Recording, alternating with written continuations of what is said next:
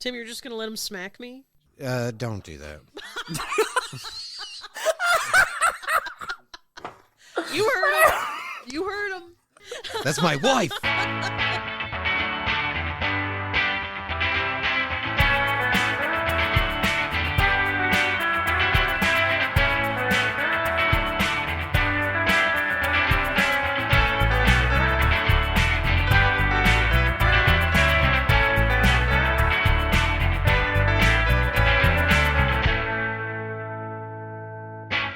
Hello, best friend Brenbrens, and welcome back to Season 3 of Rewatching Home Movies, a weekly watch-along podcast where three friends break down the 1999 animated series Home Movies. My name's Tim, and I'm obsessed with home movies. My name's Adele, and I'm a home movies newbie. And my name is Marcin, and I've never seen home movies.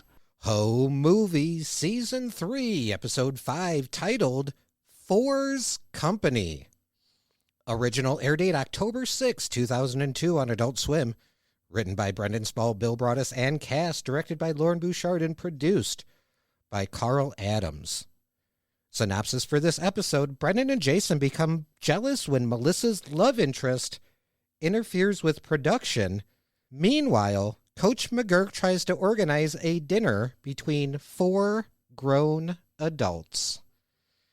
There it is, and there you go. I'm not a fan of this title. Pretty basic title, pretty boring, doesn't really give anything away. Do you want it to give it away? Yeah, maybe that's okay for a title. And this episode is an A plot and B plot. There's really no C plot on this one. And that title applies to both A plot and B plot. I guess you're right. I withdraw my objection. I get it. I mean, they're not going to name it like the one where Coach McGurk runs into the other three at the grocery store and then decides. The episode should have been called Sale on Beans. Being there. Well, we're going to get into this episode and more. But first, we need to get into the creative corner, which of course is something in the realm of creativity. We're either producing, consuming, anything we want to bring to light. So, creative corner, bring us in. Hey, I'm Sylvester Slow, creative corner, doodly-doo. Sylvester, I have things to talk to you about after this podcast. He just ran out the door. No! Oh, bye, Sylvester.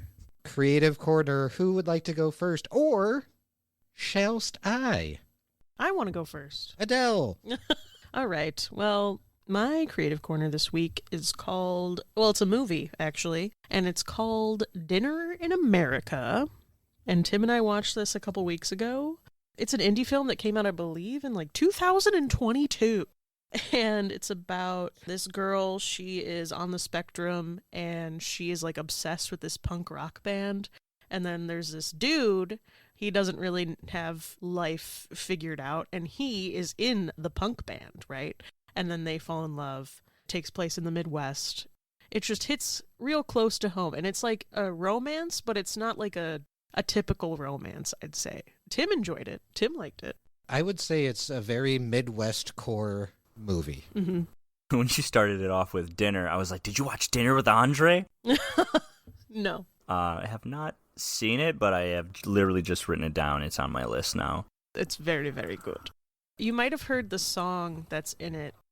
God, how does it go? How does it go, Tim? Oh, God, don't look at me. I remember there's a part about a watermelon in the driveway. Oh, yeah. Yes, that is part of it. I feel like I don't want to give the song away because it is a really good song. So just watch it and you'll be kicking and squealing like a little girl, because I was. It was very cute. I literally just looked it up, and the first thing I saw was the main actor is the dude from The Haunting in Connecticut, which was a movie that scarred me when it first came out. Yeah, I forgot that. I expected that guy to blow up a little bit because he was a pretty good actor. He's been in a lot. He was in Jennifer's Body. He played the emo guy who dies at the beginning. No, sorry, spoilers. It's been out since 2007. Go watch Jennifer's Body. Culture yourself. Honestly. Are we talking about the main guy from Dinner in America? Yes. I had never seen him in anything else before. I was not familiar with him. Did you see Jennifer's Body? I did not know. Oh. It came out when I worked at Blockbuster, but That is extremely surprising that I've seen that when it came out and you did not. there was like a really weird 2007-8. There was this really big like Megan Fox thing. The hate train. Well, not just the hate train, but like just like a bunch. She had a bunch of movies come out. Yeah. I wasn't into Transformers. I had seen a couple Megan Fox movies, and I was just like, not really for me. So yeah, Jennifer's Body kind of flew under my radar. That's fair. You should watch it, genuinely. I would tell you to watch it tonight if you had a chance. It really surprised me when I first saw it. It's a cult classic. Honestly, I don't think I've seen it since it came out. I'd be down to watch it. I really did like Dinner in America. I will give a very delicate, little bit of a warning. There's some language in that movie. Yeah, I will. Yes. So they do use, The B word? no, they use some slurs in the movie, but it's said in a context of like the person who's saying it is the shittiest fucking person. Yeah. So like trigger warning, there's slurs in it, but it's made to showcase the shittiness of white people in the Midwest. It is holding up a McGurk-esque mirror to Yeah. some of the behavior that is prevalent. I like how McGurk is becoming the ism for satire. Yes. But no, that's a very good creative corner, Adele. Thank you. Marson, would you like to go next, or shall I? I can go next. I have obviously been working on Puzzle Valley. The first episode just dropped, but that is not my creative corner. My creative corner is kind of like a 2 for 2 here. Violet Eve and Rise of Leo are the two artists who I asked to be a part of that episode. I love their music. You know, I reached out to these people and I said, hey, we would really like you to be a part of it. And both Rise of Leo and Violet Eve said, yeah, they supported us and let us use two really amazing pieces of music. Violet Eve had this song, Plastic Hearts and Paper Rings. I was listening on SoundCloud to Marika, which is another creative corner I had a long time ago. I was listening to her stuff, and I didn't get to the phone in time, and it just auto-played a new artist, and then Plastic Hearts and Paper Rings just popped up out of nowhere, and I instantly fell in love with that song. I sent her a message, here's the thing, can I use this song? And she didn't respond to me for a while, so I was like, oh no, but I was like holding on hope to use it because it's so magical. She finally got back to me and was like, yeah, absolutely, and I was just, oh, yes! Both those songs made the episode, and they're just such good artists. They need to be seen by more people, is what I'm saying. Rise of Leo and Violet Eve, SoundCloud, Spotify, anywhere you really listen to music. And Rise of Leo has their EP Useless, with a lot of other music and singles on there that I really relate to and really like. So I just wanted to shout them out just for being supportive, especially Rise of Leo, because I sent them a message when the episode dropped, like, here, the episode's out. Just thank you so much for it. And then like 3 hours later, I got a response, and they said, hey, I just want to let you know that I listened to the episode, and it was really good. The characters in the world was so much fun to explore, and it was funny hearing all joke around outside the story. Thank you for allowing me to be part of this world in some capacity. It was awesome hearing what you did with my music, and I'm honestly hooked and can't wait for the next episode. Oh my God, that's so sweet. I can't. This is what I love about what you do, especially with Puzzle Valley, is you pour so much of your heart and soul into this, but you also seek out artists who have done the same, and you try to incorporate them into your world. And the fact that you look at this artist and have so much respect for them and look up to them, that you're willing to reach out to them and ask them for their art as part of your project, and then almost simultaneously they consume your art that they're now a part of, and they reach out to you and be like, this is amazing. And you're thinking the same thing about them and their art. It's this beautiful cycle that I love to see. Our theme song was written by Chris Bongat. Such a super amazing, talented musician. He's done so many creative projects that I've latched onto, and I find just so amazing and interesting. The last time I saw him, he was like, bro, I love your guys' podcast. I love your chemistry. And it's so, I don't know. It's just such a beautiful thing to have this cycle of like artists supporting artists. That's the fucking vibe, guys. Like, that's what this country needs, is just fucking supporting each other and embracing art. 100% agree. I have been incredibly anxious reaching out to other artists because I do respect them so much and I love their music, and I don't want to make them feel like I'm taking advantage of them in any sense, because they are just, people who put their heart and soul into the stuff they work on, and it just makes me sad that they don't get the recognition that they deserve. But like also receiving those messages of kindness back is like almost paralyzing a little bit. But it made me so happy to read that message. And I just want to build that community with all these artists, because artists want the world to change for the better. That's my creative corner. You're doing the Lord's work. Sure hope not. Well, and starving artists supporting starving artists is such a mutually beneficial thing. If one person hunts down this musician because they heard it on your podcast, it's worth it. If one person listens to their music and finds out that it's part of your podcast and then they go and seek out your podcast, it's worth it. It's mutually beneficial. It's beautiful. I love it. And it's not behind a fucking corporate paywall. There it is. That's the big one. It's kind of the reason I have such a hard time putting out Patreon content, because I feel so like, why? I don't want to make people pay for it. I do have some Patreon stuff I want to put out, but it just feels so scammy, especially in this era where everything is a subscription fee. I mean, but like, if that was coming from somebody who was a fucking millionaire, that would probably be the case. But as somebody who's just a small artist just trying to get by, I feel like Patreon is what feeds the starving artists today. Yeah. And I think, too, it's how you go about Patreon. I've always believed that Patreon, especially with like podcasts, should always be like you have your free content that everyone has access to all the time, always. And then if you do have people that want to support you with Patreon, they get the little bonus stuff. They get the extra little bonus episode. They get the behind the scenes. They get the personalized hangouts, whatever. That's always how I felt it. And I, unfortunately, had been subscribed to Patreons where they're like, no, Patreon is just my thing. And that's it. And then when they kind of drop off Patreon, you're like, okay, so then there's nothing. And that's when it gets a little tough. So I get it. Delicate balance. But also, like, there's people out there that want to support you more than just consuming your product. So you always want to provide a way for them to do that if they'd like to. Very good, Creative Corner. I'm glad it was something Puzzle Valley adjacent, because I was going to have Puzzle Valley be my Creative Corner, but I'm like, no, I don't want to just sit here and be like, well, here's why you're great. Why not? So last would be my Creative Corner. I'm going to keep it short and sweet. This is a YouTuber that I think is someone who is like genuinely out there doing good.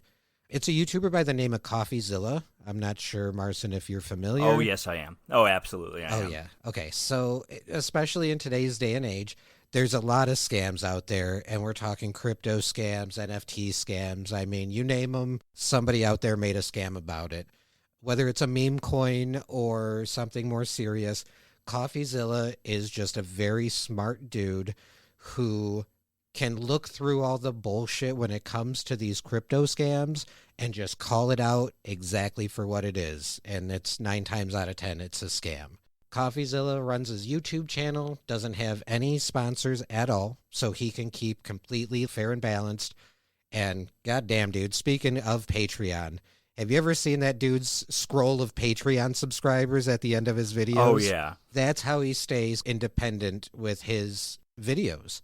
The list of celebrities who have pulled crypto scams that CoffeeZilla has made videos about or called out is too long to even start listing. But if there was a scam coin out there, there's probably a concurrent CoffeeZilla video where he breaks it down, explains why it's a scam.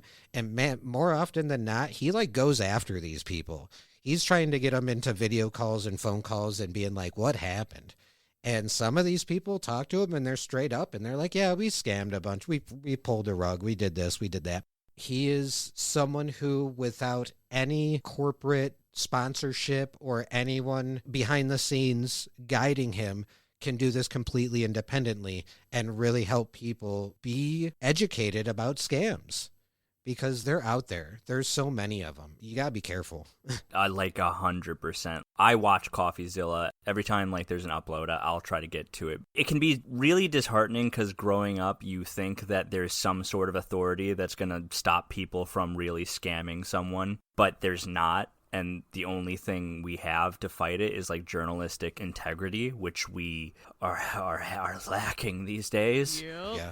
I watched one of the CoffeeZilla episodes where one of the people involved in the scam reached out to CoffeeZilla to make a video about their competitor. And CoffeeZilla was like, I'm not accepting that money, but I will do this case. And now I'm going to be an unbiased person looking at all of these sides. And that's something I greatly appreciate about CoffeeZilla, especially watching his Haktua coin stuff. Like, this whole thing is just a rug pull. And when the dude's like, oh, yeah, it was a rug pull, but it's like their fault for even falling for my scam. It's like, oh, okay. Fucking evil. Really evil, especially because there are so many people who are desperate to just make some money so they can no longer work their body to the bones. So they'll like, oh, yeah, here's $100 for this meme coin. Maybe it'll take off. I have a relative who's just stupid, very, very, very stupid, who buys a lot of crypto to just make money and has gotten rug pulled countless times. So CoffeeZilla doing the Lord's work, at least just making it known that this is a scam, especially when the president has a fucking coin. That's how fucked up this is, genuinely. Yeah. Well, that I bring that up only because CoffeeZilla said, like, what are you going to fucking do when the president of the United States rug pulls you? Like, nothing. Exactly. Yeah, you can't do shit. Crypto is already the Wild West of the internet. There's so much, and it's unfortunate that all of his videos are like, yep, and this how this guy and this guy and this guy ripped off millions of people for millions of dollars. Will they get in trouble? Yeah, probably not. Okay, so next. Because you know what else is a scam? Money. This fucking country. Yeah. That's going to be our Patreon podcast. Yeah. No kidding. Well, one of the reasons I fell into CoffeeZilla, I'll be honest, I lost my life savings in Doge. And, of course, by life savings, I mean approximately $42. So it just really hits close to home for me. It was the night Elon was on SNL. It just completely fucked my portfolio. You are not fucking wrong. The second he appeared on that SNL sketch as Wario, it was over. All right. I don't want to talk about that anymore. Yeah. That's my creative corner. And I think we're ready to jump into this episode. What do you say, gang? I say yeah. Fours Company. So this episode opens up, we're in a movie. A scary movie. My jaw started dropping when I saw the home movies, and then the spiders came out. I was like, oh, shit. Yeah. The normal title card melts away, blood dripping down the walls, bugs crawling from under the TV. The music slows down to a creepy pace. We see Brendan's character asleep in the den. He's startled awake by a Nosferatu-esque shadow hand. Yeah, he is.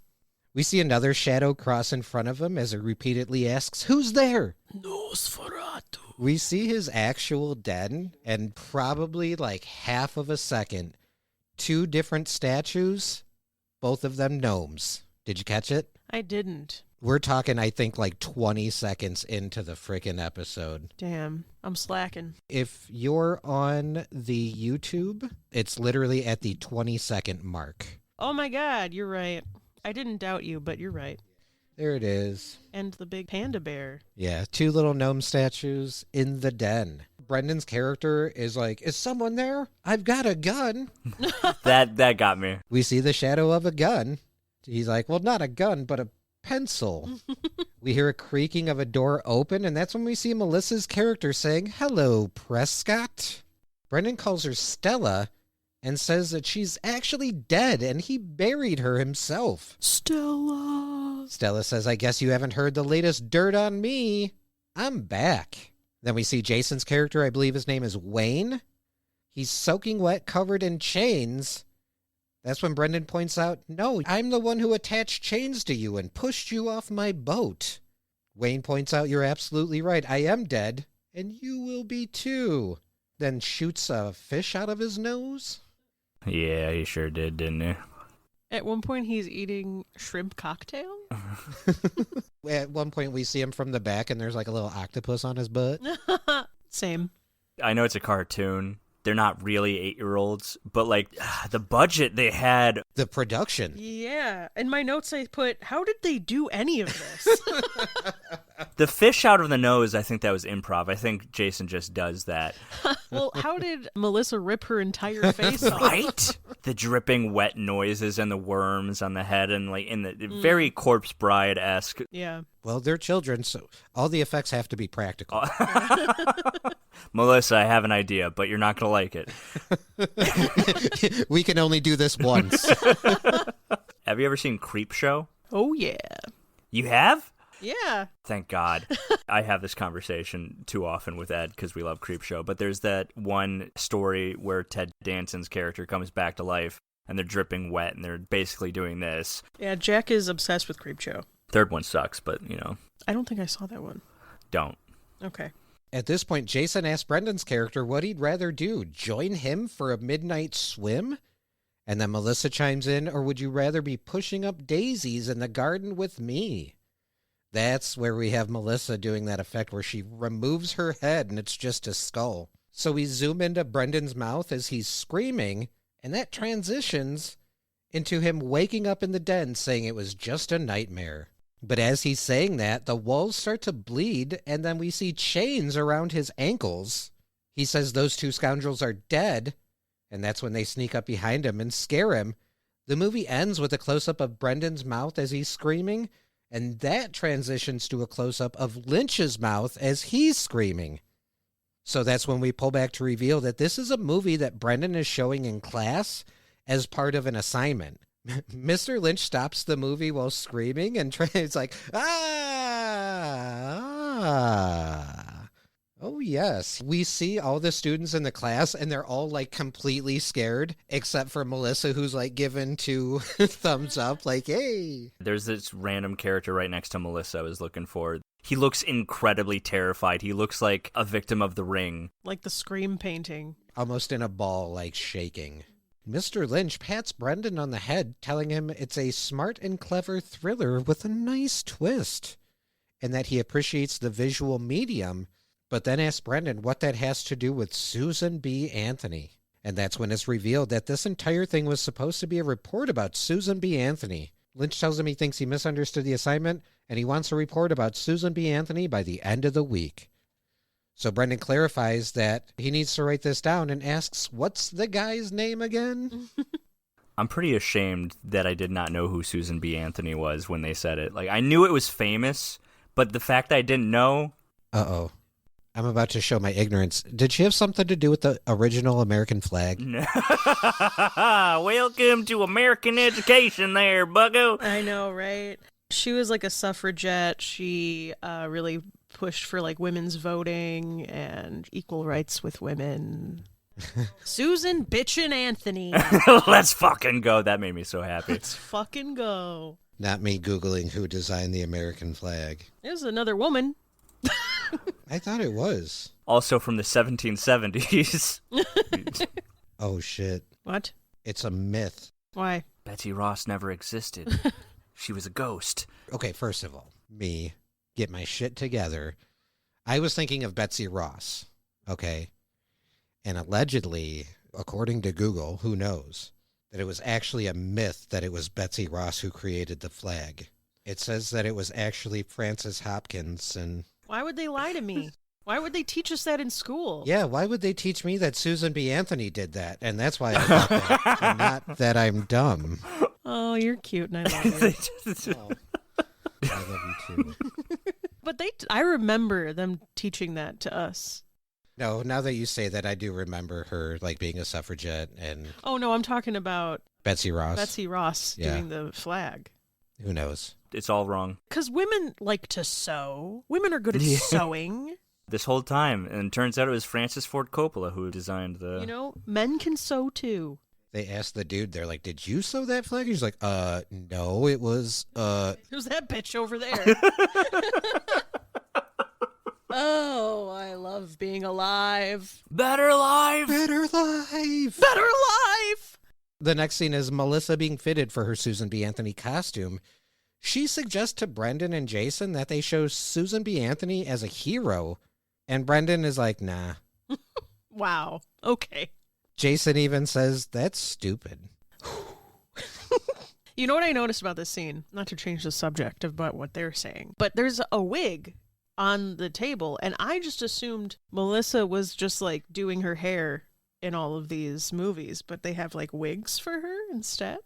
Oh, yes, she does. I see exactly where you're saying. Yeah, because it's like the same color as her hair and everything. Yeah, and it's in that Susan B. Anthony style. So it seems like for this particular one, they are giving her a wig instead of just styling her hair.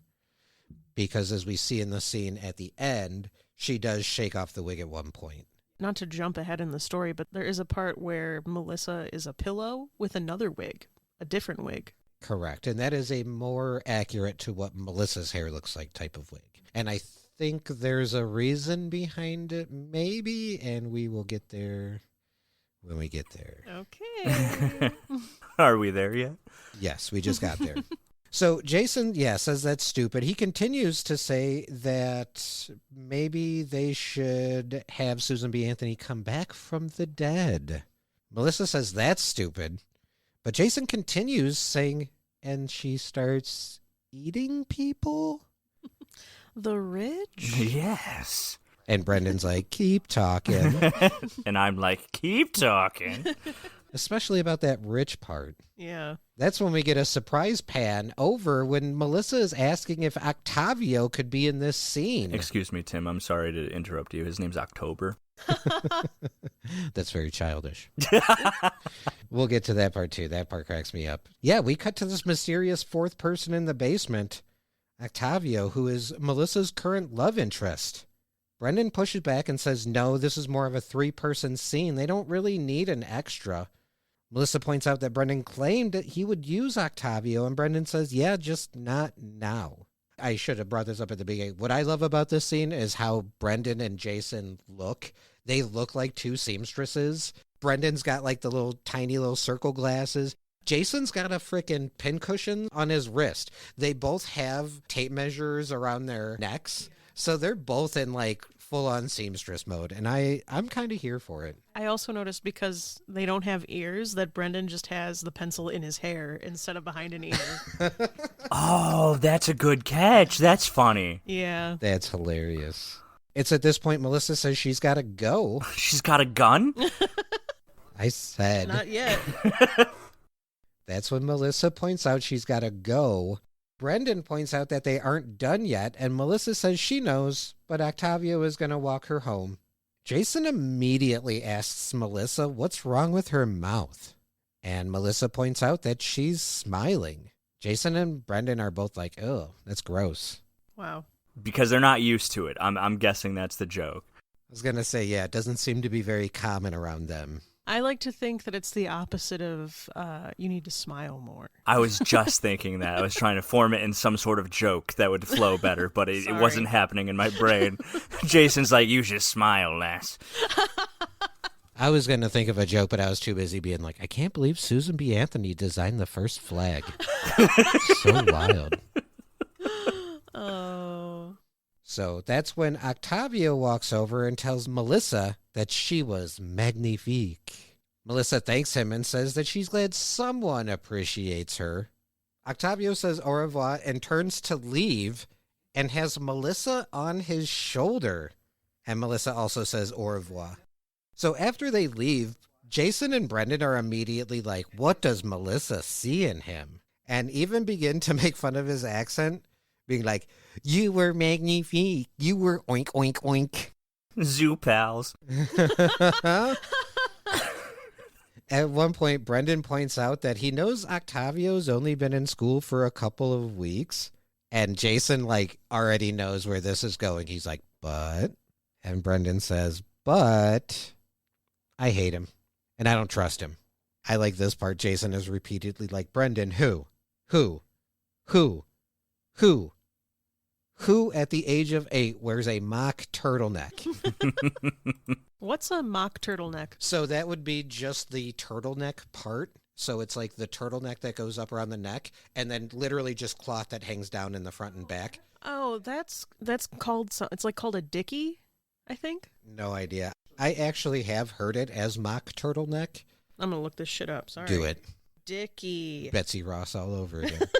So wait, he's got a jacket over a turtleneck is the design.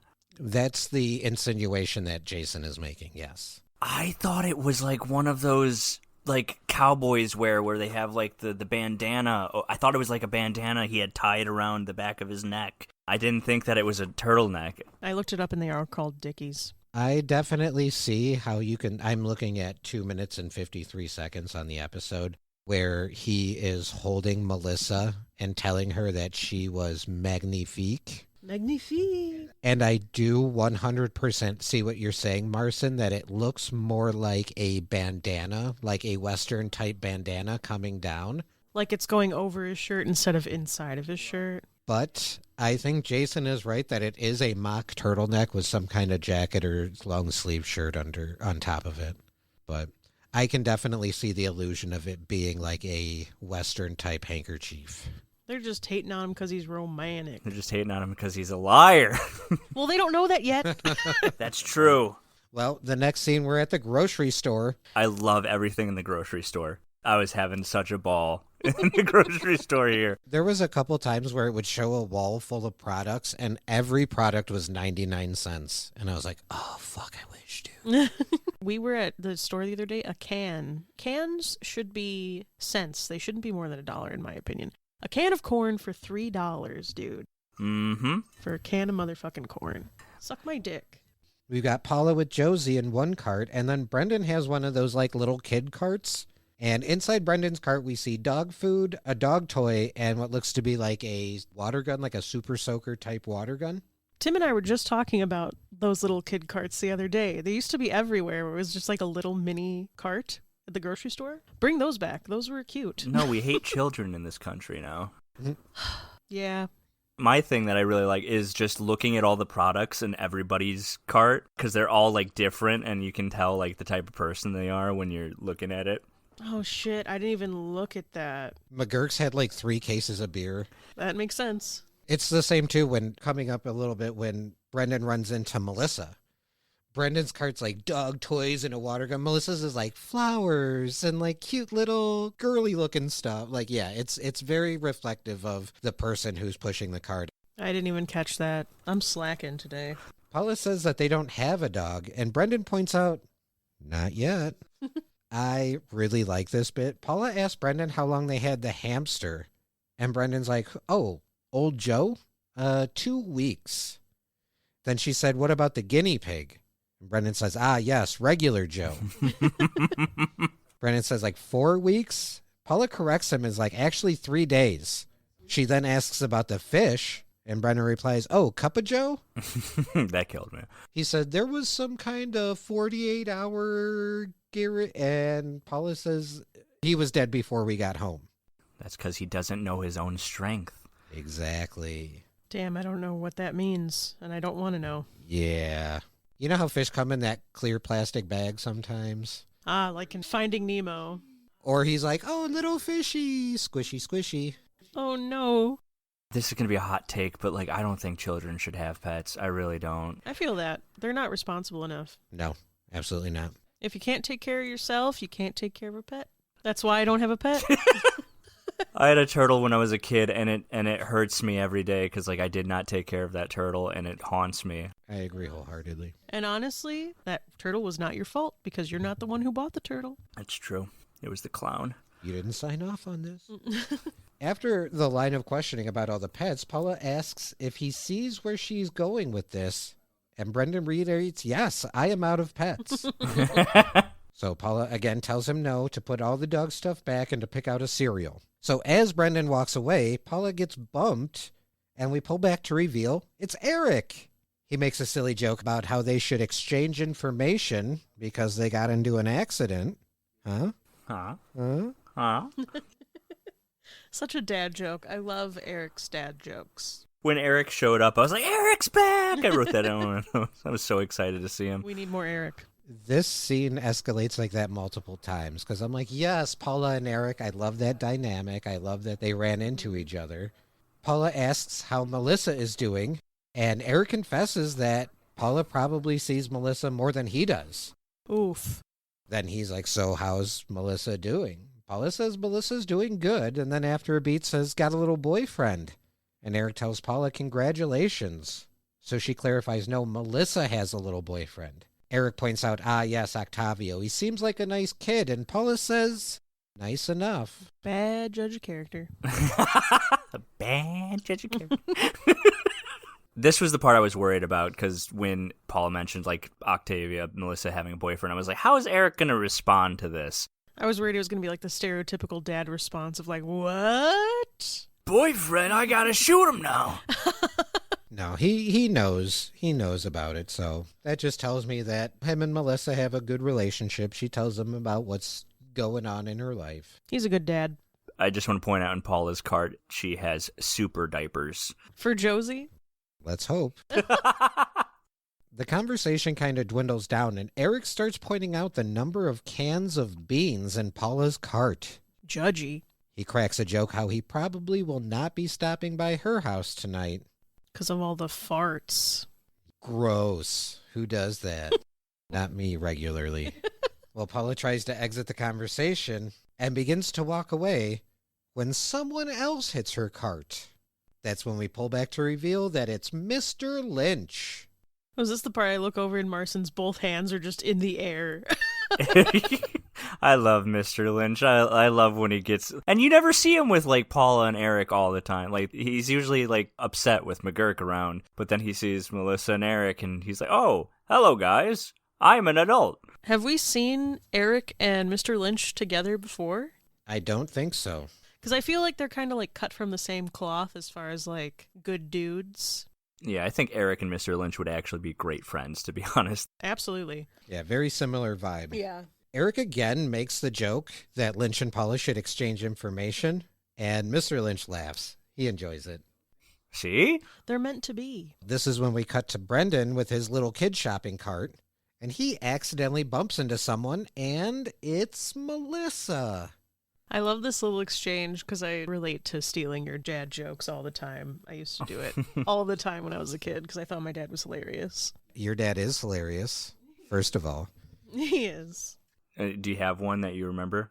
Not the steeple one. I've heard that one. There was one that he would make me tell at parties all the time that was his favorite, and it was like, a grasshopper walks into a bar, and the bartender says, we have a drink named after you. And then he goes, you have a drink named Steve? And then everybody like, oh my god, Adele's so cute and funny. And then I hit puberty, and that was never said again. At least by my family. Tim tells me that all the time. It's true. Our big family dad joke was actually my grandfather's, and it was when we were on road trips. He would ask whichever kid was in the car, he'd say, hey, what does that sign say? And then you would read whatever the sign said, be like, gas 20 miles or whatever. And my grandpa would say, oh, I didn't hear it say anything. Oh my god, that's such a classic one too. There has to be like a dad joke group that they get together. The other one that he had was like such a dad joke that my sister got it tattooed as part of like a memorial tattoo for my grandfather. Really? Oh, I didn't know that. Yeah, which is, why are there fences around graveyards? Why? Because people are just dying to get in. That I was literally just about... So whenever we would pass the cemetery, my dad would point and be like, hey, look, people are dying to get in there. That's just what I do now. I just do that with my friends, to the point where Nate, whenever he sees a cemetery and I'm in the car, he gets anxious because he knows I'm about to say it. He's just like, don't do it. Don't do it. He's like, don't you dare. My grandpa what did that sign say? They're just dying to get in. And then the rule of 3 with comedy. The third one was, a penny and a dime were on a roof. Which one falls off? The penny, because the dime has more sense. Ooh. Ah. Oh. Yes, that is indeed a joke. You see my new pants?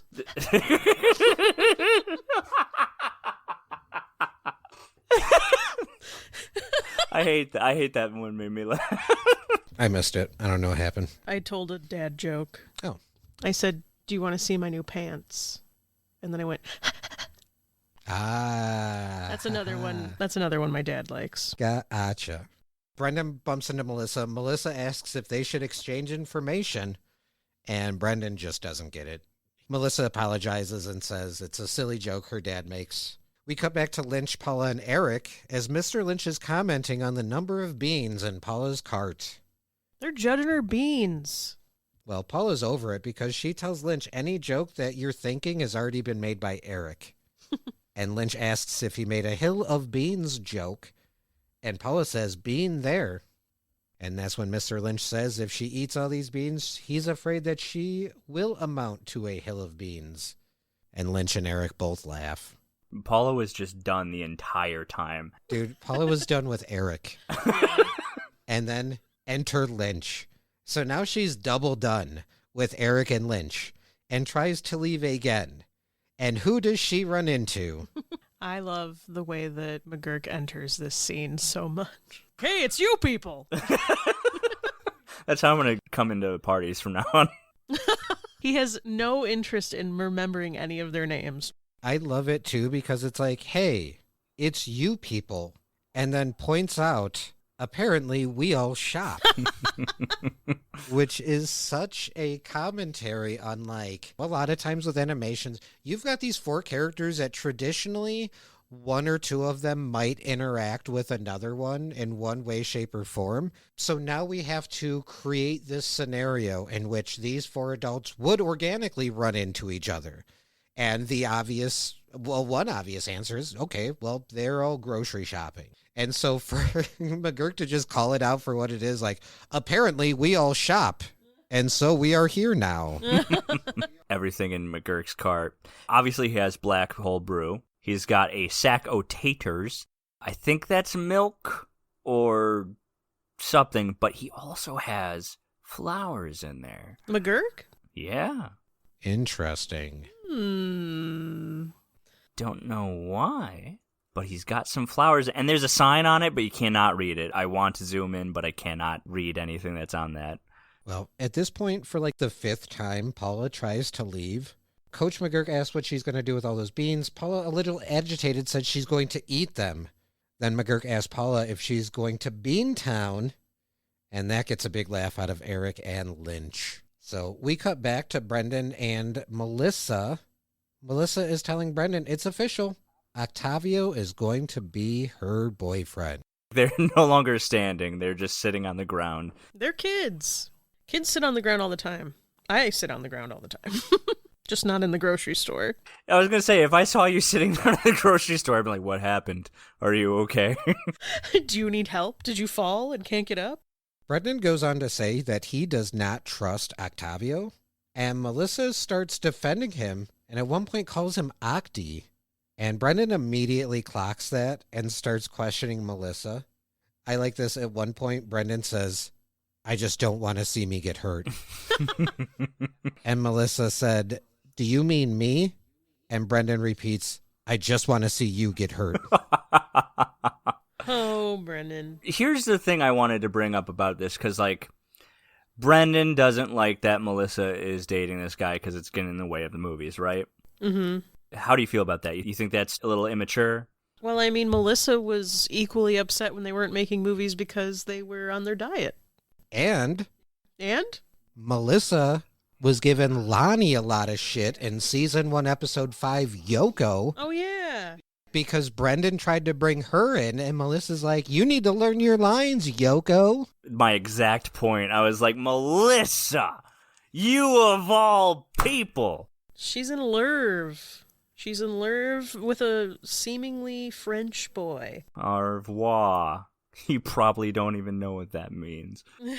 Even before he had concrete evidence to do so, Brendan did not trust this dude. Intuition. From the jump. I mean, he kind of looks like a little bit of a D word. A douchebag? Yeah, that's the one. That's the D. And that's your call. To each their own, young woman. It's at this point that Jason walks up and says, hello, knuckleheads. When we cut to Jason, he's holding a basket full of fruit and a stack of coupons. With some spectacles. Yeah, he's got little reader glasses on. So it is confirmed at this point, because we have seen him with reading glasses before, and that could have been a prop. He actually has reading glasses. That is a prescription he has. That's canon. I think you could argue, too, like Brendan had those little glasses he was wearing when they were, like, in full seamstress mode. Oh, yeah. I think they all have, like, reading-type spectacles. I assumed those glasses were, like, microscopic, when you're trying to thread a needle and you can't really... Oh, yeah, perhaps. That's fair. A whole camel can go through there. Easily. Melissa asks what he's doing, and he says he's looking through coupons. Says he likes coupons, they're a hobby. He uses coupons, and so does most of America. Melissa. When the whole coupon craze was, like, massive. Yeah. Was your family a part of that? I was a part of that. I had a binder. Really? Yeah, when I was it was like senior year of high school, and I was watching Extreme Couponers like a madman because I wanted to save the money that I didn't have. Is your mom into couponing? I mean, not really. I think she was more so when we were kids, but not really now. That's something I could just see her being into. My sister-in-law is into couponing and other forms of, like, deal finding. And she gets, like, insane shit. She'll be like, I got 3 carts of this, and every item was a penny. And I'm like, that's legal? She gets those deals, not just in, like, grocery, but also, like, household items in general, or vacation plans. Like, she finds all of them. She's good at planning vacations, especially to Vegas. She's got, like, the know on everything. I don't know if I want to say this, but, like, Jason coming in with the basket and the fruit and the coupons... He looks very cute. He looks like a cute little kid. He does. Say it with your chest. Yeah, don't be scared. I don't want to. I don't want to. You've already given him an A, so... Well, he still needs that A+, doesn't he?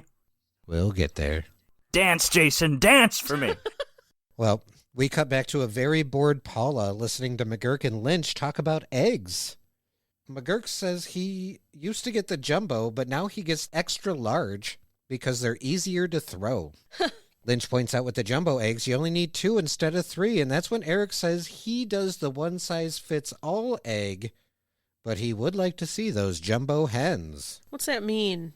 I have no idea. I think it was just another dad joke, like a jumbo egg has to come from a jumbo hen. Wish Eric was my dad. So at this point, Paula kind of stands up and is like, okay, this was great running into all of you, but I got to get going. And everyone just kind of agrees they're going to go their separate ways, and Coach chimes up with the crazy idea that they should all have dinner together. Literally, none of them seem very interested. Eric even asks, why would we do that? He's the real one for that. Well, McGurk points out, hey, this is working out. We seem to talk well together, and asks if anyone would be interested. Paula gives a very generic, well, look at the time. I got to go. Lynch is like, oh, look at that cantaloupe. And McGurk is like, where? And Lynch is like, no, I mean, I need to go over there and look at that cantaloupe. I just noticed this as I was looking at it, and I'm glad I was. So previously, before the Melissa, Jason, Brennan scene, in McGurk's cart was a sack of potatoes, flowers, black hole brew, and some sort of milk. But after, when we cut back, he's got more black hole brew. He's got like 3 more cases. He's got 2 steaks, and it looks like whiskey, the red eye whiskey. Wow. Are the flowers still there? The steaks are covering it, I think, but it's just in between the cuts. And that, honestly, that makes sense to me, because to me, McGurk is for dinner, I'm having steak and potatoes and a beer. I like to think if the flowers are no longer in the cart, I'd like to think that he just grabbed them and then handed them to, like, the bakery lady.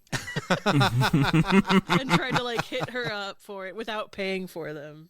McGurk does seem like the kind of dude that would, like, bring flowers to, like, a random worker at a store he shops at or some dumb shit. And he didn't pay for the flowers. He just grabbed them like, these are for you. McGurk is asking if he's getting the blow-off, saying if they don't want to do dinner, they don't have to do dinner. This is when Eric points out that in his experience, it's probably not going to happen unless they put one person in charge to synchronize everybody's schedule. This is true, though. It's very true. Yeah, it really is. He's not wrong. McGurk says, well, I'll take the helm, and immediately starts asking who likes veal. Oh, no. And that's when Lynch is like, I gotta go. So now we're back to Brendan, Jason, Melissa. They're sitting on the floor fighting over coupons. Jason has a coupon for 35 cents off gravy, which Melissa takes, and then Brendan trades her 10 cents off floor wax for the gravy. At this point, Jason says, who wants 50 cents off cat food? And Brendan and Melissa are both like, me. And Jason's like, whoa, settle down. I'm running this show. I love the way his head shakes a little bit. He's got the coupon. He's whacking it back and forth. Just, let me see. Here's some Foley. Man, you really think Jason is cute in this episode? Listen, Linda. Linda, listen. I'm listening. You got no defense. Knock, knock. Who's there? Did you just smack me? Have you smacked me, sir? I don't know. Knock, knock. Who's there? Wow. The double smack. Tim, you're just going to let him smack me? Don't do that. You heard him. That's my wife. I just had a vision from the future. That's going to be the start of the episode. I'm going to cut it out of the episode, but still make it the cold open. Oh, you two. Now we cut back to Coach and Eric. Eric is looking at toilet paper, and immediately Coach starts screaming, "What are you buying? Toilet paper?" You caught me in the act. And then after toilet paper, he's like, "Adult diapers? That was bogus. I had no idea." So Eric is very embarrassed. McGurk says he's just having fun and that they should shop together. Eric asks why and points out he needs to shop alone because he needs to concentrate. Coach pushes back and says they can go around and help each other shop. Coach even says all this toilet paper is making me think. What about dinner? Eric says his schedule is tricky this week and he's not sure, and he tries to walk away. Coach starts following him, so Eric walks faster and faster to get away from Coach while Coach is yelling at him. And it seems like Eric either falls over or runs into something. He kind of starts wobbling and losing control. And that's when we cut back to Brendan, Jason, and Melissa.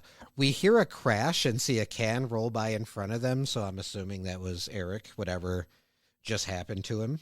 Jason is telling Melissa he hopes she knows what she's doing. And Melissa asks about what? Jason starts to explain, you've been spending a lot of time with Octavio, and then says, you know what, forget it. And this is so funny because Melissa is immediately like, okay. It's forgotten. It's forgotten. Jason, I think, is like, seriously? Well, you told her to. And that's when she asks Brendan to pass the cereal. Brendan points out the cereal tastes pretty good, and Jason points out, yeah, especially because we haven't paid for this cereal yet, guys. So that's when we see Eric get on the store microphone calling for Melissa, saying he's ready to leave and that he'll meet her out front. We see Paula shopping, and at the end of the aisle, we see Coach McGurk poking in and waving her down. Paula even says to herself, this is a nightmare. I did write down that I think that Coach McGurk is kind of like an SCP. He shows up and he's trying to get you to go to dinner, and the only thing you need to do is just avoid him. Don't go to dinner with him. But you know what? He gave them an out in the beginning because he was like, if you don't want to go to dinner, just say you don't want to go to dinner. And then they could have been in unison like, yeah. I mean, they obviously seemed very disinterested, but none of them just straight up said, no, we don't want to go to dinner. Yeah, just tell the truth at that point. Knowing McGurk, he'll still probably complain and make it everyone's problem, but still, tell the truth. Just because you're being polite doesn't mean you're being nice. Side note, if somebody makes a game of McGurk chasing you through the back rooms, I will stream it. Yeah. Oh, that's so good. To all the game developers listening to the pod. Yes, there are dozens of you. Dozens of you. Dozens of me. So McGurk asks about dinner, specifically Saturday night. Paula says she can't, and McGurk throws out Friday or Sunday, and Paula claims that she is busy while quickly walking away. McGurk yells for Paula to call him, and she's like, yep, you bet. You betcha. Just an animation thing. You just see the still image of Paula going down the aisle, and when you're about to see her legs, so you think they're going to have to start animating her walking, the notebook that McGurk is holding raises up to block her legs, so the animators... Oh my god. the animators don't have to animate her walking out of frame. That's so funny. I didn't even see that. I have been not catching so many things this episode. It's crazy. Well, I have the episode up while we're talking about it, so I'm catching it. Oh, okay. I feel less fucked up. I guess you could bring it up on YouTube if you wanted to follow along. I like having your guys' face big on the screen so I can see your facial expressions. I have 2 monitors, so... Oh, fancy schmancy. I could just broke my arm. Your fucking shoulder pops out of the socket. Oh. All right. Well, it's at this point that Coach turns and sees some free samples. He eats one and is pleasantly surprised to find out that they're tofu tots. Mmm. And he loves them. I don't know how they taste like salami. Yeah, I don't know how they did either, but Tofu tots. When was the last time you saw grocery stores with free samples being handed out? Usually that's at like Sam's Club or Costco, and I haven't been to either in a very long time. yeah, I don't go to those. But I think they still have them at those places. I was just going to say, do you think I could fill up on those free samples? Yeah, that's why I feel like they're usually at Sam's Club or places with memberships required. You just got to do a few laps. And bring a fake mustache and hat. Get a haircut in between. Change of clothes. The next scene, we see Brendan and Jason in Brendan's basement. This is going to be the scene that we are going to play. Jason, I'm worried about Melissa. She's spending way too much time with Octavio. Brendan, slow down. Bub. Doesn't matter anyway. Why? Because it doesn't change anything. I'm still going to end up marrying Melissa. That Oh, fucked really? me up. Uh-huh. I didn't know you felt that way. Oh, it's our destiny, Brendan. Get on board. Have you told her? Who? Melissa. Oh, no. I'll, tell her when the time is right, Brendan. It has to be perfect. God. Probably at the country club, on the 18th green. We just finished our round. Uh-huh. Well, what's in the hole? The diamond ring. Oh, that's weird. Somebody must have been grabbing their ball and it fell off. No, will you marry me? See? I totally have it worked out. I play golf in the future, Brendan. Hey guys. Hey, Melissa. Hi Jason. Whatever. Hey, Melissa, where's your shadow? What? Brendan's right there on the wall. I mean, Octavio. He's not my shadow, Yes, he Brendan. is. Yes, he is. No, he's not. Yes, he is. No, he's not. Yes, he is. No, he's not. Yes, he is. I think you're just jealous. What? I'm jealous? Yeah. I'm not jealous of him. He's got a. Have you seen his shoes? You know what, Brendan? You've been acting like a jerk ever since he became my boyfriend. No, I haven't. Yes, you have. I've been a jerk the whole time. You know what, Brendan? He treats you nice. And Octi and I are together now. Oh. You know what? I don't have to take Well, this let- anymore. well, If now that's listen, the way we you feel gotta- about me and Octavio, let's then you know what? Bury the hatchet and let's just shoot this scene, all right? I have a better idea. I quit. Wow. Ugh. All right, Jason. Stuff the pillow and put on the wig. We gotta shoot this scene. Stuff the pillow and put on the wig. You got it, Captain. You got it, Captain. So. A lot going on in that scene. Oh, yeah. Because I seem to recall Recall! there was a moment in the party episode of season 2 Yeah. Go on. when we went off. I think it was Adele who said, if it turns out that Jason had a crush on Melissa, and oh, man, dude. Yeah, dude. When he said, I'm still gonna marry Melissa, he had me fucked up, dude. I wrote in my notes, capital W, capital H, capital A, capital A, capital A, capital T, question mark, exclamation point. Are you fucking kidding me, Jason? Damn. Oh my god. And then she comes in the room and she's like, hi, Jason. He's like, whatever. Whatever. Oh, fuck you. Ooh, the realness of that, though. Oh. So, this is knowledge I've had from the beginning of this podcast, and especially in season 1 and 2 when you guys are like, Jason is so fucking mean to Melissa. Yep. And I don't know how long Jason has had this destiny in his mind.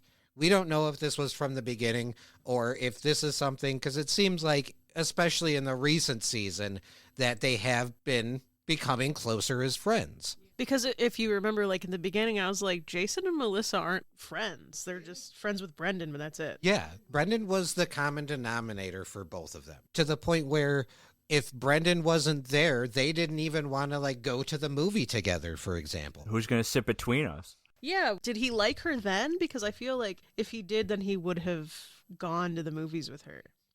Unless he was still playing aloof. Right. I feel like there was a moment where Jason formed a crush, and I think if we go through it, we can actually pinpoint when it is. We might be able to. I think it was the hotel when they went on the field trip. What happened? At the end, when they started talking on the bus. Oh, yeah. I forgot about that. Yep. And he put his hands over his head.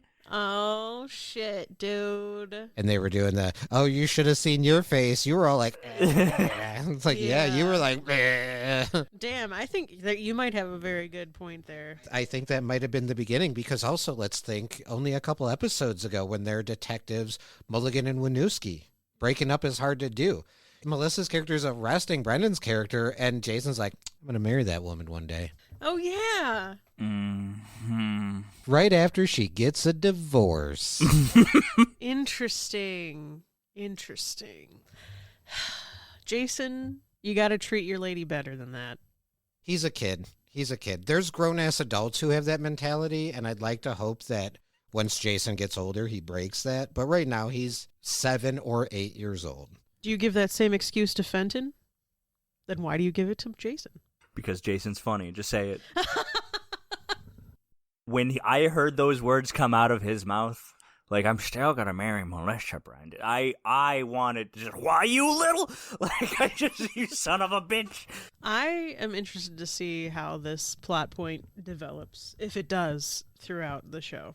If this is the last it's mentioned, I'll be a little annoyed, not gonna lie. There's so many points in the show that they kind of allude to it. Like the end of season 2, when they toss the bouquet and Melissa grabs it and falls over, and then Jason and Melissa are looking at each other. What the fuck? Oh my god, I forgot about that. There's an allusion to this type of thing going on for far too long, and I don't know how I feel about it. I need Tim to interview a writer next so we can get to the bottom of when and where. So we can yell at them.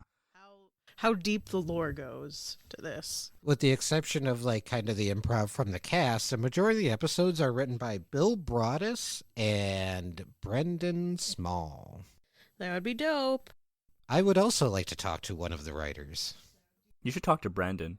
I'm putting it out there in the universe. Yeah, that would be a crazy find. I would lose my mind. I'd help you find it. I think at the end of the breakdown for this episode, I'd like to delve a little bit deeper into the Jason Melissa situation, as it were.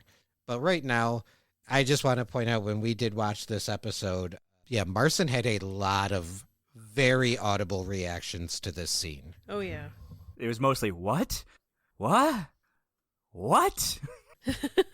The next scene we open with Melissa and Octavio in class. Melissa's got her hand on Octavio's arm, but behind them we see Brendan, and he is just seething, staring at Octavio with narrowed eyes. Brendan is thinking to himself, he thinks he's so cool because he's from some foreign country and speaks French.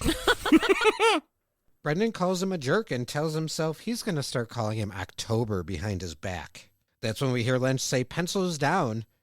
And we see that Brendan has not been taking this quiz, but instead has drawn all over the paper. I did do a little screenshot at the end. We have October in a tutu saying wee wee.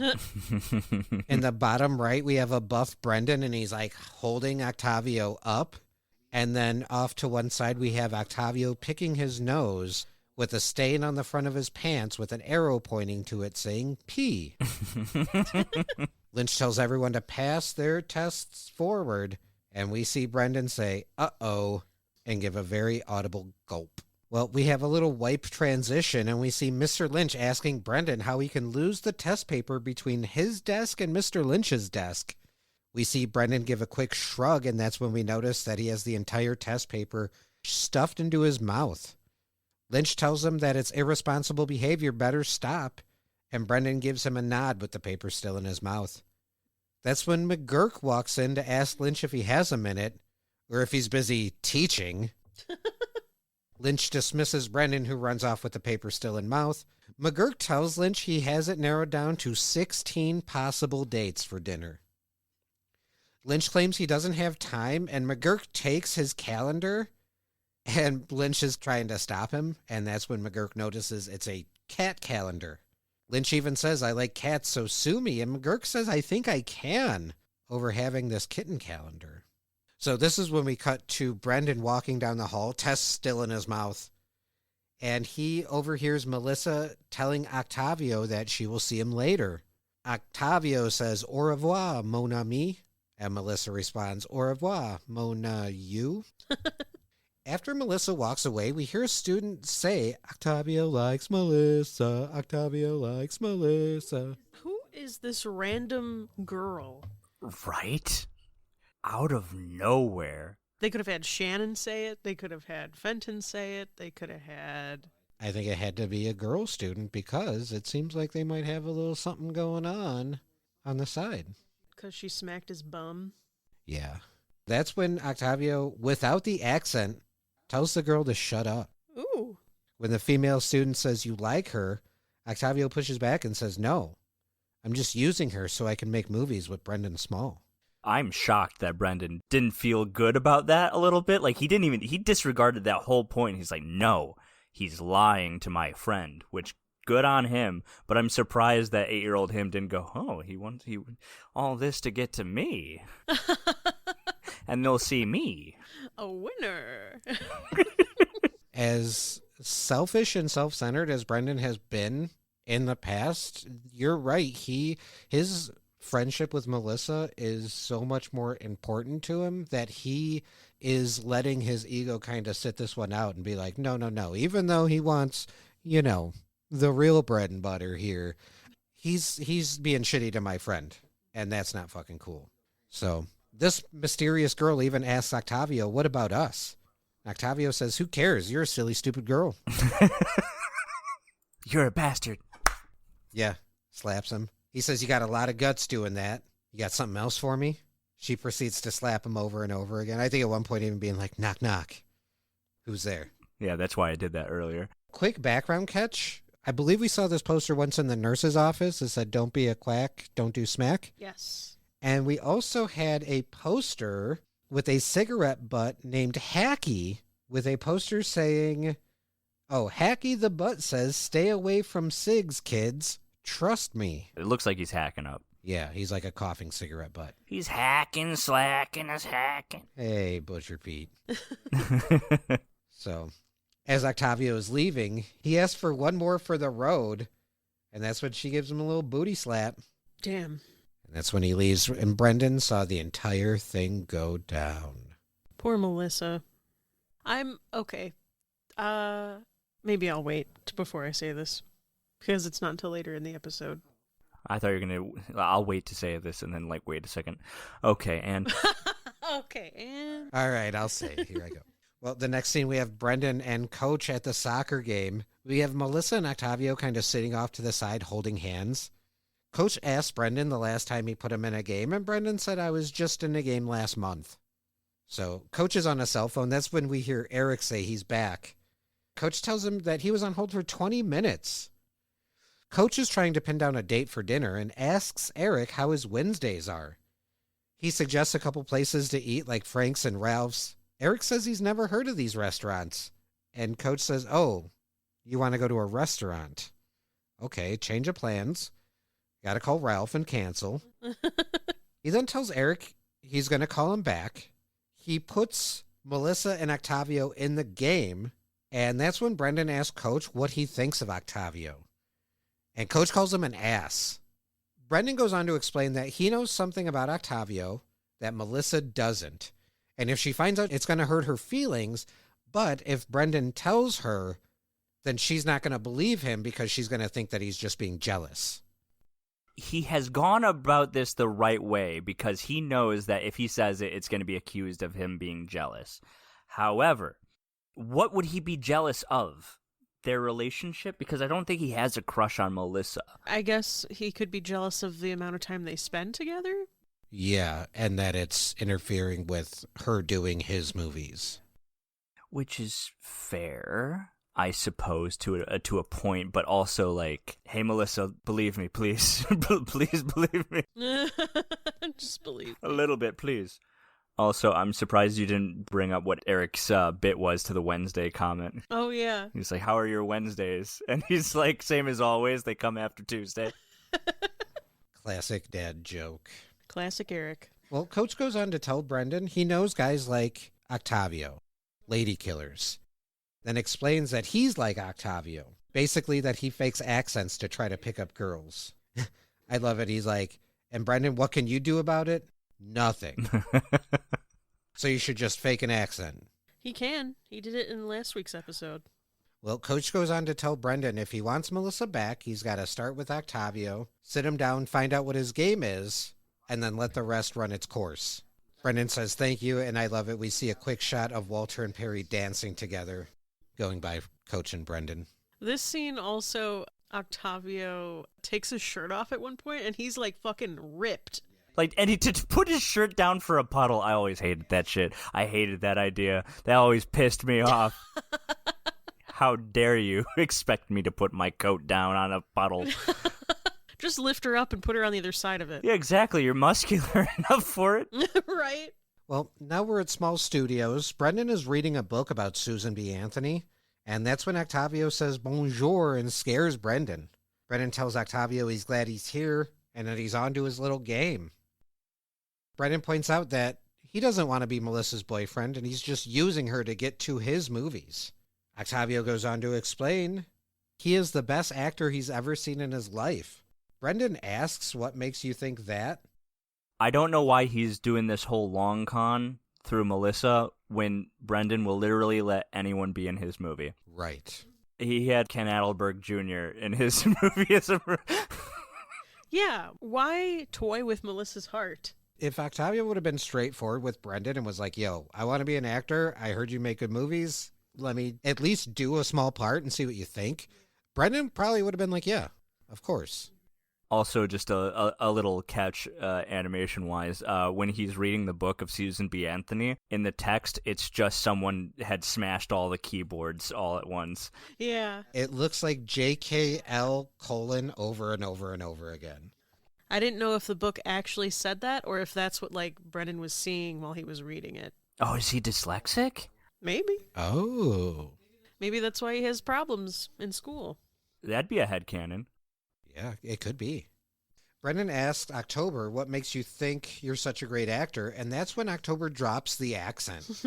And Brendan immediately is like, yeah, I know. Since the first time I heard you speak, it's a fake French accent. And even asks him, what have you been watching, The Pink Panther? That's when Octavio goes on to explain that he's not French. He's like, but Brendan, you think I'm American? And Brendan says yes, and Octavio says, I'm Canadian. Eh? And that's when Brendan is like, get out. Now we're at a table with Melissa and Eric as we hear the phone ring. Melissa is hoping it's Octavio, but it's Coach McGurk. He tells Eric he's got a date locked in for dinner, and Eric says he's going to check his calendar. This fucking scene, bro. This was my favorite. Marcin, I think just by your reaction, I think you caught on almost immediately what was happening. I love this so much. Eric tells Coach that date is not going to work for him, and Coach reiterates, you're checking your calendar? Coach even asks him, where are you at right now? And Eric says, I'm sitting in my living room holding my calendar. Real quick, Coach is like, you're not sitting in your kitchen? And Eric reiterates, no, I'm in the living room. I'm holding my calendar. And that's when Coach informs him that he is inside of his car holding binoculars. And that he can clearly see that Eric is in the kitchen holding a blue coffee mug. I love it because McGurk is like, now pick up the calendar. And no funny business. I love it too because that's when we see Eric's point of view, and it is very clear that McGurk is parked right on the other side of the road. We haven't seen the passenger side of his car because now we see that there's like a number on it. I think it's just 4 on the door. Huh. His headlight is like hanging off of the front of the car. Classic. I wish one of his car doors was a different color than the rest of the car. That would track so much. Now we see Brendan talking on the phone to Jason, who appears to be playing a video game. Gamer Jason confirmed. Brendan tells Jason that Octavio is being a jerk. Jason laughs and says that he's been calling him October behind his back. And Brendan says that's childish. Oh, Brendan. Just want to point it out. October is a really cool name. Yeah, I'd say. Better than Octavio. There we go. Keep it in. Brendan says he thought of a way to get Melissa back before it's too late and tells Jason to get there as fast as he can. And canonically, I think we know Jason lives in the same neighborhood, yet asks Brendan if he can send a cab. So the next scene, we have Coach sitting next to Eric on his cell phone. So I'm assuming then at this point, Coach just goes into Eric and Melissa's house. So now he's sitting next to Eric with the cell phone. Eric is saying Friday sounds doable. He checks with Lynch, who's on the phone in bed with his little kitty cat bed sheets. He loves cats. So it's like clearly the middle of the night then where he's doing this. But simultaneously, we had Brendan telling Jason to come over. So I don't know how late it is, but yes, Lynch and Paula are in bed. 2 different timelines. Yeah, 2 different realities. I love McGurk sitting next to Eric. Like, if McGurk had a gun, it would fit. He's just pointing it at Eric like, okay, is Friday work for you? It's like a parent sitting down with you, making sure you do your homework. Lynch says that Friday will work, but not until 8:30. Coach clicks over to Paula, who is definitely in bed. Verifies 8:30 Friday. Paula says fine, and weirdly, Coach is like, I will call you back. He then clicks back over to Lynch. He's like, hey, Eric, watch this. And just pretends to not know what Lynch is talking about. And when Lynch is like, we're making plans for dinner, Coach ends the conversation by saying, don't call me anymore. Did you see the name of the book on Mr. Lynch's nightstand? Oh, shit, I did, and I forgot to write it down. It was like... Here, kitty, kitty. Yeah, he really likes cats. Interesting. Does he own a cat? As far as we know right now, he does not own a cat. As far as we know right now. Okay, I love that McGurk is like, hey, watch this, and then just gaslights his Lynch. And Eric is like, hell yeah, that's hilarious. He's such a fucking bully. Well, now we have October and Brendan and Jason in Brendan's basement. Brendan is saying that he lied to him, and they're actually not going to make a movie about a scientific expedition to the bottom of the Indian Ocean, as I said to you earlier on the phone. I just love that he said that, and it shows Octavio, and he's like wearing like scuba gear, basically. Or He just had on hand. He's so gung-ho, dude. He's so ready for it. This is the person you need on staff. Yeah, it's true. Exactly. He holds up a tape and says that he filmed that little conversation that they had about Melissa, and Octavio says, oh, you're good. Brendan tells him to call Melissa and tell her that she's too good for him, or he'll show her the tape. Octavio says he'll do it, and tells him it's going to be the best performance you've ever seen, and even asks him if he will tape it for his reel. I feel like Brendan, God, he would have let him on on set. He really would have. Missed opportunity. But now you broke the trust. Yeah. If that's your go-to is to just like, oh, I'm going to mess with somebody's heart in order to get to somebody else, you're a shitty person. Yeah. You know what would make this dude like me and put me in his movies? If I manipulated his best friend. Cool way of thinking. Then I could do movies with him and his best friend. Yeah. Uh, Jinkies. The following scene, we have very dramatic music. We follow a phone cord and see Octavio saying that every time he sees a smile, it will feel like a dagger in my heart. And a constant reminder of what could have been if I wasn't such a shallow person. I love it. He finishes up with, so can you give her that message? And we cut to McGurk on the phone saying, oh, I will. So this is what I wanted to say earlier. We never get to see Melissa's like reaction or like her being told that he was using her the whole time. This is like he breaks up over the phone, Through McGurk. through a messenger. Yeah. I would have loved to see what McGurk said to Melissa. Yeah, that honestly would have been a really good scene to have like him repeat back what he thought the dude was trying to say. I'm sure it was just like a time constraint thing. They just had to kind of keep it going. Yeah, who's that funny little Frenchman you've been hanging around? Octavia? Oh, yeah, he stabbed his heart and he's dead or something. Yeah, goodbye. Yeah. That's fairly accurate to what it would have been like. Probably, honestly. Octavio hands Brendan his headshot and bios, and we see his full name is Octavio Pranas. Pranas. Pranas? Penis. Tells Brendan to note all the different dialects he can do. He can play soccer, swim, and ride a horse. I love it at the end. He's like, and I also do magic. Poof. Now we see Melissa apologizing to Brendan and Jason, saying she's sorry she got mad and quit the other day, and she's really sorry she let Octavio get in between them.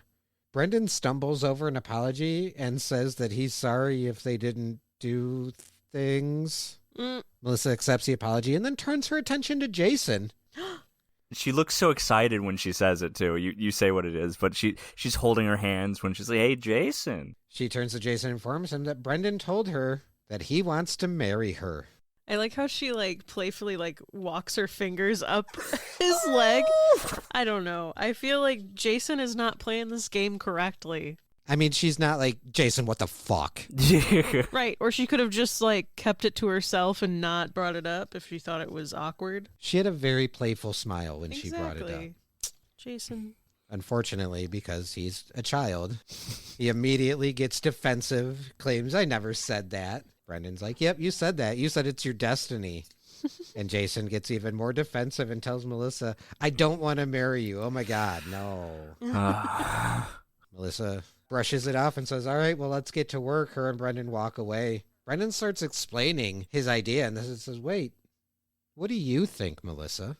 As they walk away, Jason reaches out and says, my love. You know what it's giving? You know what it's giving? Fucking Helga Pataki. That's what it's giving. Dude. My love.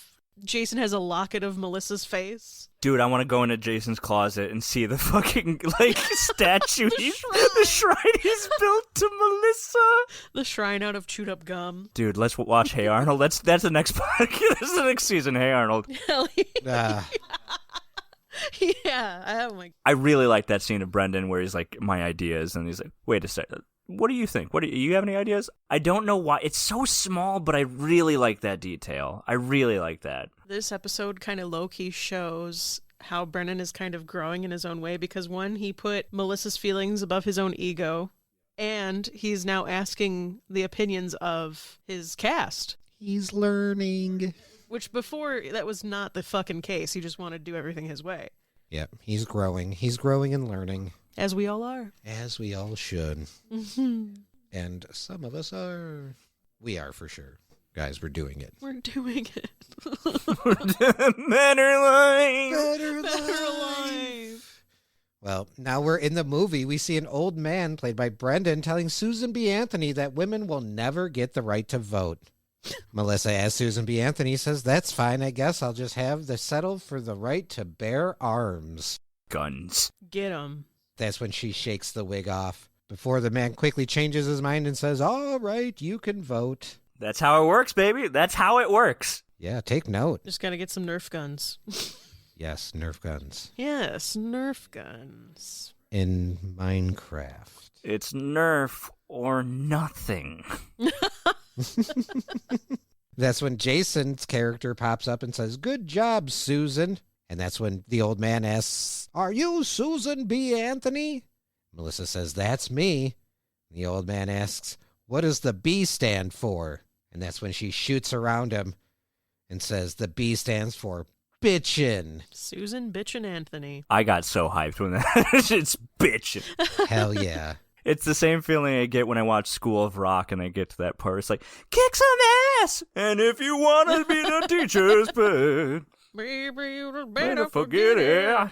God, I love that movie. Same. When she shakes off the wig and pulls out the Nerf guns, I was like, hell yeah, Melissa. Fucking badass. I wish it would have stood for badass, but that's fine. I'll accept bitchin'. Yeah, bitchin' was good. Well, that's when we pull back to reveal this is the new movie that Brendan is showing the class. The class cheers, and we get a quick glance of Octavio as he's reaching out. But is he reaching out for Melissa? No. Or for Brendan to be in his movie? It's not Melissa. I'll tell you that. It's definitely not Melissa. Nope. He's pissed that she's so badass. Yeah. Well, He wanted to get shot at in that movie. fucking yearn, bitch. No, he wanted to be Susan B. Anthony.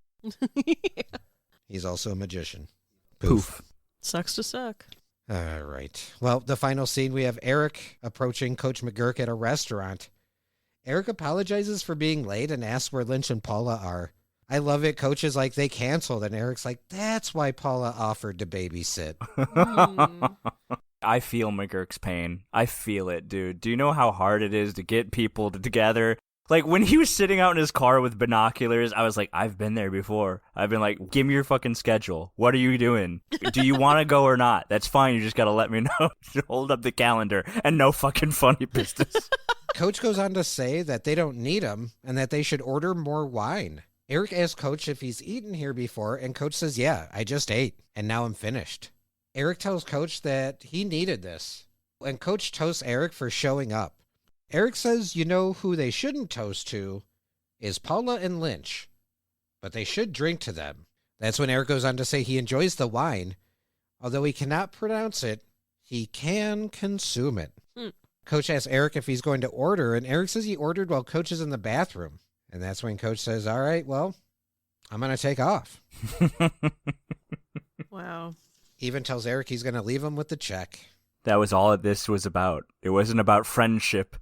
When I first watched this episode, I thought that exact same thing because it really made it seem like he was just wanting to do this whole scheme so he could get a free dinner. But originally his plan was to go, what were the names? Yes. Ralph's and Ralph's. So now he has to cancel plans with Ralph, which would have been a free meal regardless because it's at somebody else's house. So maybe in my mind, I'm like, okay, he realizes that these fucks didn't actually want to hang out with him. And Eric probably feels the same. And he's just coming there late because he does point out that he was late as like a pity thing. So he's all like, you know what? Fuck you guys. I'm just going to leave you with the bill and go. And you know what? That's fair. Yeah. That is fair. Yeah. I think he genuinely really wanted their friendship, but he slowly saw like how much effort he had to put in just to hang out with them. And for two of them to just bail last minute and to Eric to show up late, he was probably like, yeah, fuck you guys. I don't give a fuck. I ate before you got here because you were late, so you can pay for my meal. You know what? McGurk, you're off the hook. Thanks to me. Well, McGurk says he is going to leave. He got a call from his friend Ralph, and they're going to hit a nightclub. It's funny. Eric's like, should we hook up later? And Coach is like, nope, you stick it out here. It's giving the hen that baked the bread without any help from the friends. So you don't get to come clubbing. That was such a deep pull. This episode ends with McGurk leaving, Eric trying to insert himself, even being like, yeah, I got my cell phone. You know, give me a call if you change your mind. Coach leaves, and that is the end of Season 3, Episode 5, titled Four's Company. That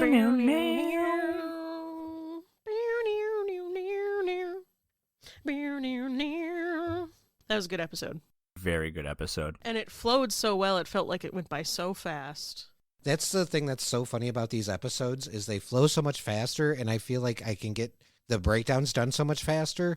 But simultaneously, though, we talk about the episode longer because there's so much going on in such a short amount of time, and it's so good and funny, and there's so many background catches and like so many reasons for us to be like, wait, hey, not to go back real quick, but God, I love these episodes so much. Yeah. Same. As is tradition, let us give a Jason grade first. I don't want to be mean. He gets a B-. Legitimately, I liked him a lot in this episode, but like that Melissa drop fucked me up. Like it really fucked me up. I just was not ready. It was like I was watching an M. Night Shyamalan twist. It just in the middle of the movie. It just. What do you mean? What do you? Oh my god, dude. I loved him couponing. I loved him video gaming, just calling him October behind his back. But, like, the MVP of the episode was Brendan. Absolutely. I feel for McGurk, but, like, just for Jason, B-. That's fair, I think. I mean, I have my opinions, but you also have yours, so I'll just leave it at that. We cannot forget about the time that he got drunk off candy and tried to kiss her without consent. I will not let that go. Same. Yeah, you guys were very upset about that, and knowing how upset you were about that, and then also knowing that this scene was inevitably coming as well, I was like, uh-oh. Uh-oh. Because I'm not going to lie, I have no problem with Jason and Melissa. I ship that. I think they would be adorable. Personal opinion aside, I slowly was realizing I am the only one with this opinion. And Hey, it could change. It could change. I'm just saying there are some things that give me pause and make me look at him a little side-eye. Be like, hey, you need to respect your lady. You can't be mean to her face and then talk nice things behind her back. That's weird. It's childish. Tim had a whole box of uh-ohs. He had a bowl of uh-ohs. Oot-ohs. All right, so let's do episode grades. Who wants to go first? I'll go first. Okay. Like I said before, this episode flowed really, really well. Yes. I really don't mind that just the A and B plot. I feel like when it's A, B, and C, it kind of, I mean, it flows, but it doesn't flow as well. Yeah. A lot of funny scenes. Again, there was that lore dropped by Jason, which is upsetting, yes, but like super interesting. It's like a little peppering of Jason's heart. I don't know, I find that interesting. And then to see Brendan grow a little bit with how he views Melissa and the movies, and to see McGurk genuinely try and find friends and kind of get rejected and be petty, I'm going to give this an A+. Hell yeah.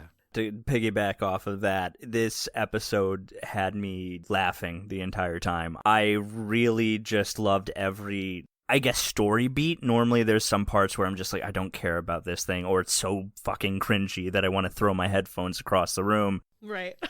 Just McGurk just chasing down everybody to get them scheduled for... I felt that so bad. Like, and just the scene with him with the binoculars is so McGurk and so fucking good. And then him holding Eric hostage Yeah. while he's calling me Lynch and Paula. And Paula's like, yeah. Yeah. Not to mention, we never brought this up, but in a situation with 4 functioning adults, McGurk is the responsible one that's going to synchronize everyone's schedules? Really? It happens sometimes in life. I really like this episode, and it's been such a long time since. Not every home movies episode has been really enjoyable. Obviously, I've laughed a lot, but this episode really had me from like beginning to end, just enjoying it so much. It is the biggest A+ I can give this episode. Hell yeah. Eddie is playing Warframe. Oh shit, good to know. He's always playing Warframe. Yeah, we're leaving that in. For all of the listeners who really wanted to know. They're like, who is Eddie and what is he playing? And we're like, well, Eddie is Eddie, and Eddie is playing Warframe. Eddie's Daddy. Eddie's not Daddy. Well, gang, 2 A+. I really thought this was going to be another one of those episodes where we were kind of, all 3 of us were on the same page as far as the grade. Mm-hmm. Especially with this episode. It was so good. I agree, just the A and B plot, I think were so strong that we didn't need a C plot. No. No C plot necessary on this one. I wish I could agree with you guys and say that this episode was an easy A+ for me, but I'm actually going to take it a little bit further, and I'm going to give this episode an S-. S-? What? I feel like you're making up rules Excuse now. me, sir? Sir? Mm-hmm. Is that an option? It is now. At first, when you were talking, I thought you were going to grade it lower, and I was like, how is that possible? Why the minus? Yeah, why not just an S? You know, And does S+ exist? maybe we'll find out. Interesting. If you guys are staunchly against my S-, then I would probably walk it back to an A+. I really like this episode, but as far as like my top favorite all-time home movies episodes, this one doesn't quite crack the top 3. But it's still such a good episode that I wanted to give it that, like, hey, this is a really good episode, but it's not one of my tops. So, Well, Tim, I've given it some real thought, and I feel like I'm okay with you giving it an S-.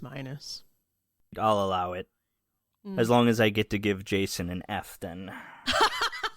You see what you get, Tim, when you change the rules. why is my changing? First of all, no established rules as far as S- is plus. And second of all, how is me even changing that gonna affect your grade for Jason? Tim, please help me. He's got me a hostage over here. It's not gonna change anything. No, Tim, he's gonna make me listen to Puzzle Valley, and I'm confused right now. I'm just having a good time. Same. No, it's fine. No, yeah, I was joking. I was just joshing. He's just being a Josh. You know what Josh is backwards? Josh. Josh. Okay, well, is there anything we would like to add to the end of this episode? We love you guys. Yeah. Having fun out here. Is there anything we want to quickly plug or promote before we end the episode? This will probably be the last time I plug Puzzle Valley, at least the first episode being dropped. But, like, yeah, Monday the 13th, Puzzle and Bleach Blonde and fucking Puzzle are out. Episode 0 and episode 1 of Puzzle Valley are out. I put a lot of work into it. The creative corners are a part of it, and I was very thankful. And if you like role-playing games, I used to call it D&D turned audio drama, but it is a TTRPG turned audio drama. I put a lot of work into it, and I hope you guys listen to it. Yes, I highly recommend Puzzle Valley. Very good listen. Do it. All right. Well, I think that's going to be it for us. So until next time, we wish you all a Merry Christmas. Better life. Better life. Better life. My love. That's going to do it for this episode of Rewatching Home Movies. Join us next week for Season 3, Episode 6, titled Renaissance. If you liked what you heard, check out our Linktree at Linktree/RHMpod. There you can like, follow, and subscribe. Send us an email or leave us a 5-star review. Thanks to Chris Bongat for the use of our theme song and Jens for the refresh of our logo, as well as Marcin for editing this episode. On behalf of myself, Tim, and my co-host Marcin, and Adele, thank you for rewatching home movies with us. We'll see you next week. Bye.